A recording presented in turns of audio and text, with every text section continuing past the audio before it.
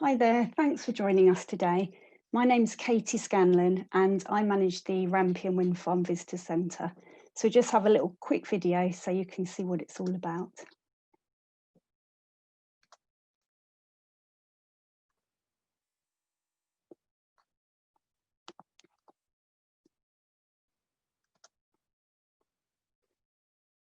So the title of our session today is Why Wind? We all know our climate is in crisis, and this has been caused primarily by humans burning fossil fuels to create energy. And we need to find another way. We need to find another way to produce electricity without producing all the harmful effects that are currently being produced. And wind power is one of the alternatives. So our session today is going to include an introduction to Rampion Wind Farm itself, which is the first wind farm off the coast of the South Coast. So we'll talk a little bit more about that. We'll talk about how a wind farm actually works to produce clean, renewable energy. And we'll finish with why offshore wind is so important in our current climate crisis. So first of all, I'm going to pass you over to my colleague, Steve. We've had to record his contribution as due to lockdown, we're not actually allowed to go into the visitor centre at the moment. So here he is by video. Hi, I'm Steve. I'm the Assistant Manager here at the Rampion Visitor Centre. I'm going to give you a brief overview of the wind farm. There are 116 turbines in the array. Each one is 3.45 megawatts, producing a total power of 400 megawatts. That's enough to power 350,000 homes over the course of a year. The total area of the wind farm is about 72 square kilometres. That's slightly smaller than the Channel Island of Guernsey, but gives you an idea of the scale of the wind farm. And over the course of a year, we save about 600,000 tonnes of CO2 compared to generating that electricity through fossil fuels. Thank you.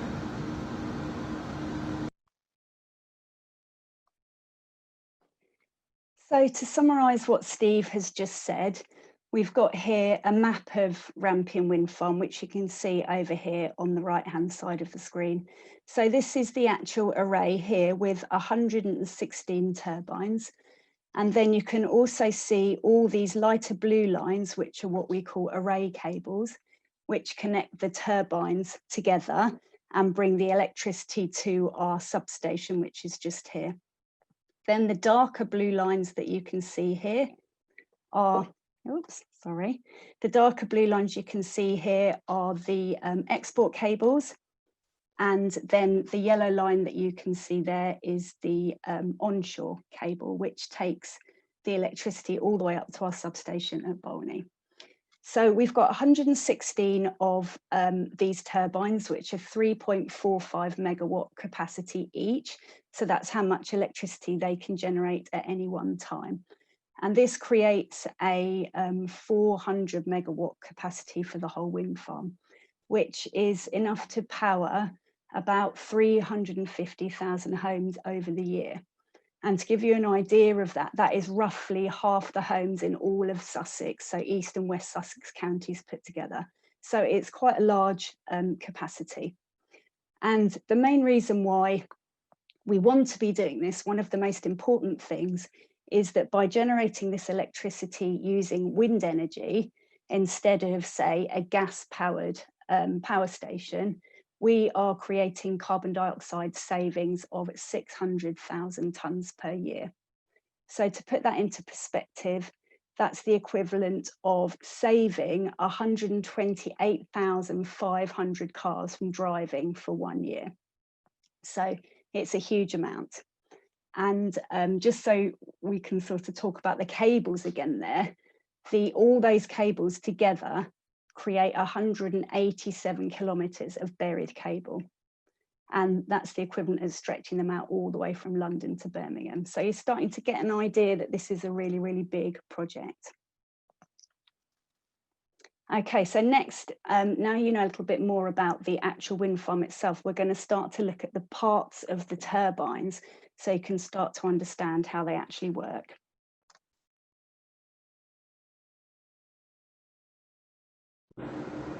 So as Steve's just explained, we've got 116 turbines at Rampion, and each turbine looks a little bit like this one. They are 140 metres in height, so that's from the sea level all the way to the tip of the blade at the tallest point. The turbines are divided into 5 key parts. So starting at the bottom, we've got the monopile foundation. So this is like a hollow tube which is piled into the seabed between 20 to 40 metres into the seabed. On top of that sits what we call the TP, or the transition piece. That's the yellow part here. And it's called the transition piece because this is where the technicians transition from a boat onto the turbine by the ladders just here and the platforms. On top of the TP sits the tower, which is 80 metres in height. That's actually bolted onto the TP with 84 bolts to hold it in place. And then we've got the nacelle, which is this part here, which sits on top of the tower. And the nacelle is about the size of a double-decker bus, so it's pretty big, and it houses the generator and the transformer and the gearbox, so all the main components of the turbine. And then you've got the hub on the front and the blades which fit into the hub, and that's the whole turbine there. The blades are 55 metres in length, so they're pretty long, and the weight of them is equivalent to 2 African elephants. So it gives you an idea of the kind of size and the weight of some of these parts.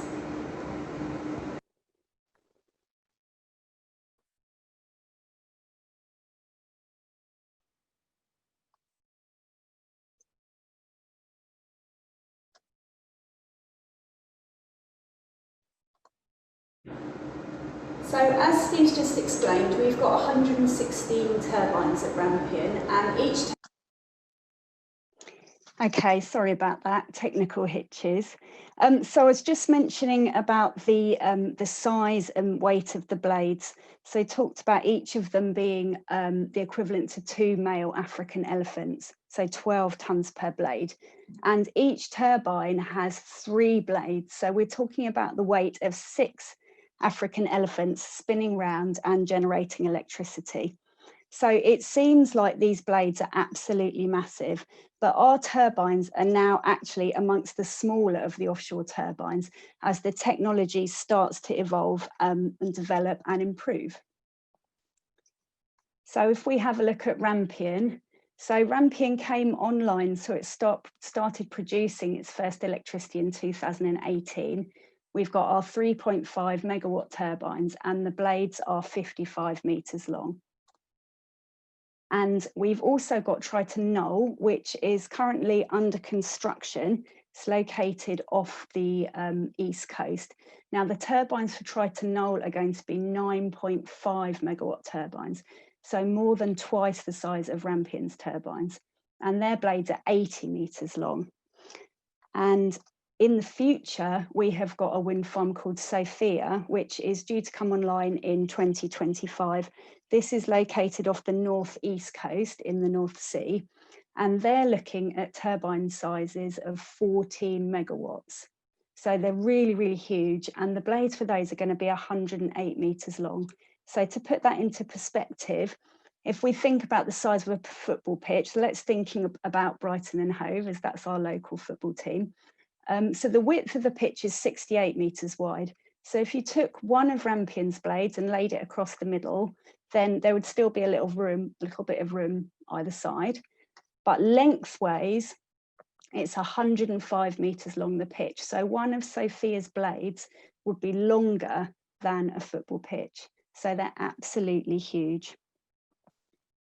So now that you know a little bit more about the turbines, let's find out how they actually work. So my colleague Anthony is going to give you an explanation about that. Hello, my name is Anthony. I am the lead guide at Rampion Visitor Centre, and I am here to tell you how a wind farm works. To explain how a wind farm works, I need to explain to you how a turbine works. So, how does a wind turbine work? Well, wind turbines are designed to extract kinetic energy from the wind and turn it into electricity. The first step is to yaw or move the top of our wind turbine into the wind. We do this to increase the amount of energy we're taking out of the wind.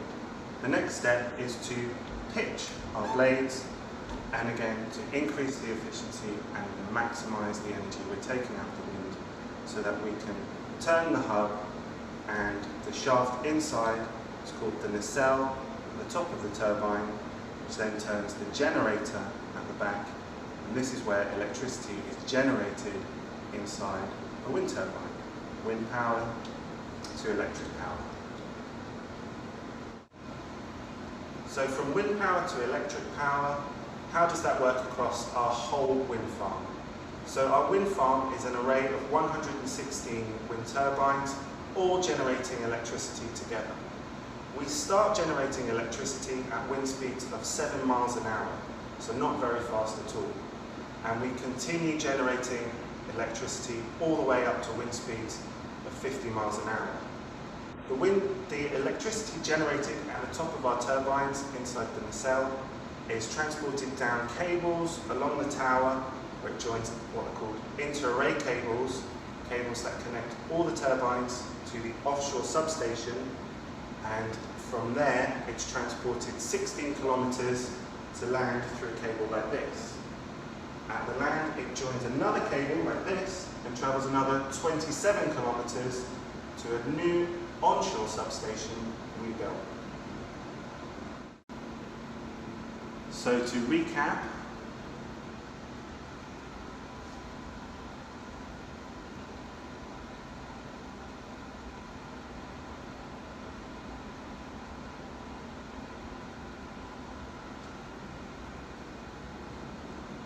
the wind turns a turbine, which spins a generator to create an electric current. The current travels through the cables from the turbines to an offshore substation to increase the current's voltage.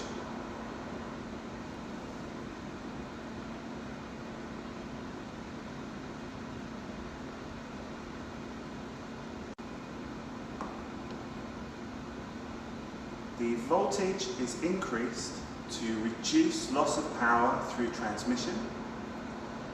From the offshore substation, the current travels through more cable to another substation so it can be transformed again.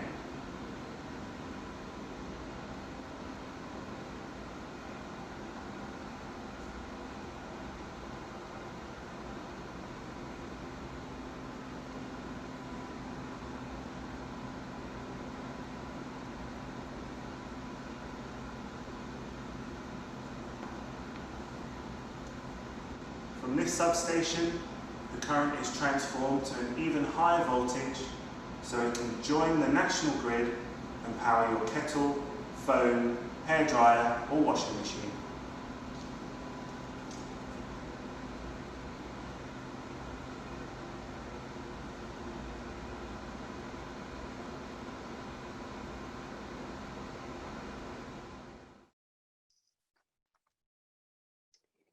So let's go through some of the key themes that Anthony's talked about.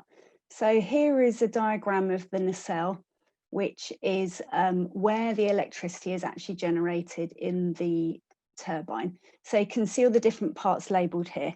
So first of all, we've got the gearbox. So when the wind forces the blades to turn, to rotate, at a maximum capacity, so between 27 miles an hour and 50 miles an hour, the blades are spinning at about 40 revolutions per minute. And the gearbox, that isn't enough to create electricity or to create enough electricity. So the gearbox increases the speed of this rotation by 100. So instead of having 14 revolutions per minute, you've then got 1,400 revolutions per minute. That then feeds into the generator, which converts this rotational energy, so the turning, into electrical energy. And that then feeds into the transformer, which increases the voltage of the electricity so that it can travel down the tower, through the array cables to the offshore substation. From there, it travels to the onshore substation along all that cabling that you saw earlier. And from the onshore substation, it's fed into the national grid, and there it is distributed to homes, and then you can use that electricity. So that is a very quick explanation of how a wind farm actually works to generate clean, renewable energy. So what we need to do now is have a look at our final question. And that final question was, why do we need wind energy? So we know our climate is in crisis, and we know the reasons why. As Greta Thunberg said at COP24 at the age of just 15, we need to keep the fossil fuels in the ground. And she's right, we all know that. So wind is now becoming an essential renewable resource for powering our modern world with clean green energy. If we don't start to make these key changes in our energy mix in the UK and across the world, then we're going to start to see much more severe impacts of climate change. And you can see some of these over on the right-hand side. Melting ice, sea level rise, storms and flooding, more extreme heat events, water shortages, and habitat loss. We have really thrown the Earth out of balance, and it's time to do something about it, as I'm sure you all agree. So the question is, why wind? So wind power can be a renewable solution. Here in the UK, we're very lucky. We're an island and we're the windiest country in Europe. So it makes sense for us to harness this wind to generate our electricity. So why is wind such a good option for this? So it's a renewable resource. It's not going to run out. There's no need to use finite fossil fuels, which we know are damaging to the environment and will eventually run out. Wind is carbon neutral. There's no fuel to burn and no emissions. It's homegrown. We grow it right here in the UK. And so there's no need to import or transport fuels. Wind turbines are very efficient. There's no loss of energy to heat as there is in other methods of generating electricity. Wind is free, so there's no fuel costs, and it's clean. There's no waste, as there is with other methods such as nuclear power, which we know creates waste that can be quite damaging. So there's lots and lots of reasons why wind power can be, and I hope will be, a renewable solution for our future energy mix.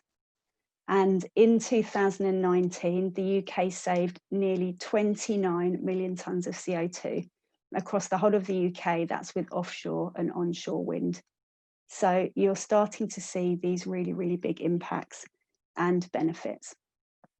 So we're going to finish our session by talking about our vision statement and some actions for you to take.